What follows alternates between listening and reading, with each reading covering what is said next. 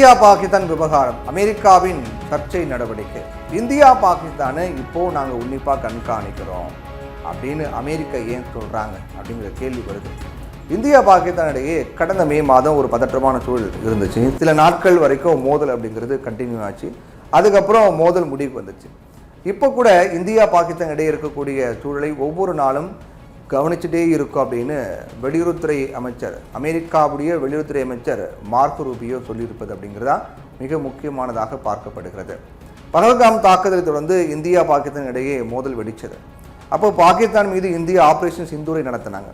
பாகிஸ்தான் மற்றும் அமெரிக்கா இந்த விவகாரத்தில் நாங்கள் தான் மத்தியஸ்தம் செய்தோம் அப்படின்றாங்க. அதுக்கு பாகிஸ்தானும் சப்போர்ட் பண்ணுறாங்க. இப்போ பாகிஸ்தான் மற்றும் பாகிஸ்தான் ஆக்கிரமிப்பு காஷ்மீரில் இருக்கக்கூடிய தீவிரவாத முகாம்கள் குறிவைத்து அளிக்கப்பட்டது ஆப்ரேஷன் சிந்தூர் மூலமாக. சில நாட்கள் வரைக்கும் ரெண்டு தரப்பு மாறி மாறி தாக்கி கொண்டாங்க. அதுக்கு பிறகுதான் மோதல்ங்கிறது முடிவுக்கு வந்தது. இந்த மோதலை நான் தான் முடிவுக்கு கொண்டு வந்தேன் அப்படின்னு ட்ரம்ப் தொடர்ந்து சொல்லிக்கிட்டே வராரு. பிரதமர் மோடி உள்ளிட்ட நம்முடைய நாட்டு தலைவர்கள் பலரும் இதில் வெளிநாட்டு தலைவர்களுக்கு தொடர்பு கிடையாது அப்படிங்கிறது திட்டவட்டமாக மறுத்துட்டாங்க. ஆனாலும் ட்ரம்ப் தொடர்ச்சியாக இதையே திரும்ப சொல்லி வராரு. பாகிஸ்தான் ட்ரம்ப் சொன்னதுக்கு ஆமான்னு சொல்கிறாங்க. ட்ரம்ப் தான் நிறுத்தினார் அப்படிங்கிறாங்க. இது ஒரு பக்கம் இருக்க, அமெரிக்க வெளியுறவுத்துறை அமைச்சர் மார்க்கோ ரூபியோவும் இப்போ இந்தியா பாகிஸ்தான் குறித்து சில முக்கிய கருத்துக்களை சொல்லியிருக்காரு.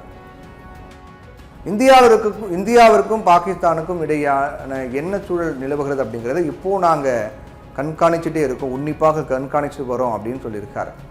போர் நிறுத்தம் ஈஸியாக முடிவுக்கு வந்துவிட வாய்ப்பு இருந்தாலும் கூட தொடர்ந்து அதை நிலைநிறுத்துவது ரொம்ப கடினம் அப்படிங்கிறதாலையும் இந்த கண்காணிப்பு அவசியமாவதாக அவர் சொல்லியிருக்கார். இது தொடர்பாக ரூபியோ இன்னும் இது தொடர்பாக பேசும்போது, ரெண்டு தரப்பினரையும் சண்டையிட நிறுத்த ஒப்புக்கொண்டால் ரெண்டு தரப்பினரும் சண்டையை நிறுத்த ஒப்புக்கொண்டால் மட்டும்தான் போர் நிறுத்தம்ங்கிறது அமலுக்கு வரும்.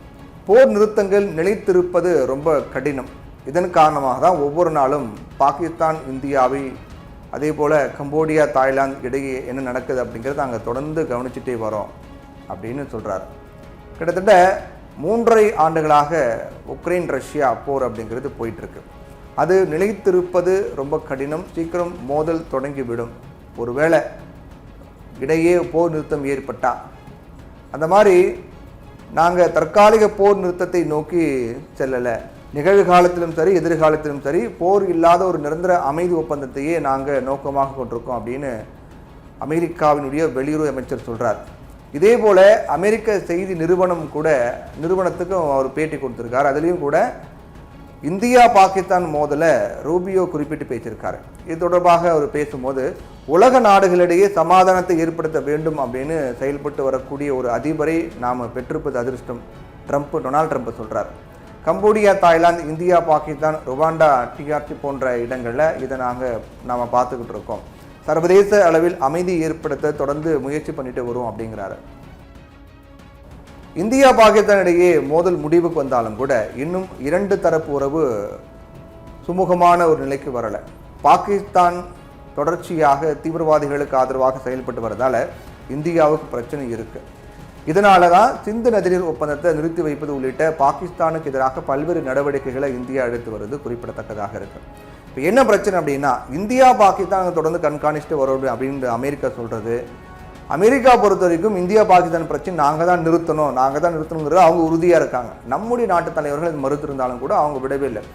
இப்போது இந்தியா பாகிஸ்தான் தொடர்ந்து கண்காணிச்சுட்டு வரோம் அப்படின்னு சொல்கிறது மூலமாக கூட இப்போ நம்ம ரெண்டு நாடுகள், இந்தியா பாகிஸ்தானை பொறுத்த வரைக்கும் ஏதோ அவங்களுக்குள்ள பிரச்சனை வந்தால் அது அமெரிக்காவில் மட்டும்தான் தீர்க்க முடியும், நாங்கள் தொடர்ந்து பார்த்துக்கிட்டு இருக்கோம், பிரச்சனை நாங்கள் தீர்த்துருவோம் அப்படிங்கிற மாதிரியும், இந்தியா என்ன பண்ணணும், எந்த நேரத்தில் போர் புரியணும், எப்போ நிறுத்தணுங்கிறது இந்தியாவுக்கு தெரியும். ஆனால் அமெரிக்காவோட இது போன்ற வார்த்தைகள், பேச்சுகள், நடவடிக்கைகள் அப்படிங்கிறது இது போன்ற விவகாரத்தில் குழப்பத்தை ஏற்படுத்தும் அப்படிங்கிறதுல மாற்று கருத்து கிடையாது. அமெரிக்காவுடைய இந்த நாட்டாமை மனப்பான்மை தான் அது காட்டுகிறது அப்படிங்கிறதும் நிதர்சனமான உண்மையாக இருக்கிறது.